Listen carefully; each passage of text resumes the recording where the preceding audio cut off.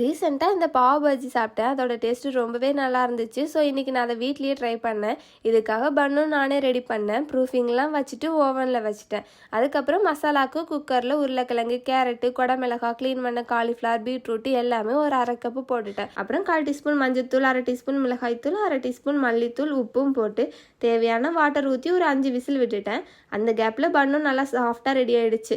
Cooker pressure release ஆனதும் அதை நல்லா மேஷ் பண்ணிவிட்டு இன்னொரு பேனில் பட்டர், சீரகம், பொடியாக நறுக்கின வெங்காயம், இஞ்சி பூண்டு பேஸ்ட்டு, சேம் மஞ்சத்தூள், மிளகாய்த்தூள், மல்லித்தூள், ஒரு பெரிய தக்காளியை அரைச்சி அந்த பேஸ்ட்டையும் ஊற்றி நல்லா வெந்ததும் மேஷ் பண்ண வெஜ்ஜிஸையும் உள்ளே ஊற்றி மிக்ஸ் பண்ணிவிட்டு பச்சை வாசனை போனதும் கசூரி மேத்தி, பட்டர்லாம் போட்டு இறக்கியாச்சு. அப்புறம் ஒரு தோசை கல்லில் பட்டர், சீரகம், பெரிய வெங்காயம், மல்லி இலை, நம்ம ரெடி பண்ண மசாலாவும் ஆட் பண்ணி பன்னையும் அதில் வச்சு டபுள் சைடும் டோஸ்ட் பண்ணி எடுத்தால் சூப்பரான பாவ் பஜ்ஜி ரெடி. டேஸ்ட்டு எல்லாமே சேர்ந்து பர்ஃபெக்டாக இருந்தது. எனக்குள்ளே இவ்வளோ திறமையான்னு தோன்ற அளவுக்கு செஞ்சுருந்தேன்னா பார்த்துக்கோங்களேன். சூப்பராக செஞ்சாச்சு, ஹாப்பியாக சாப்பிட்டாச்சு.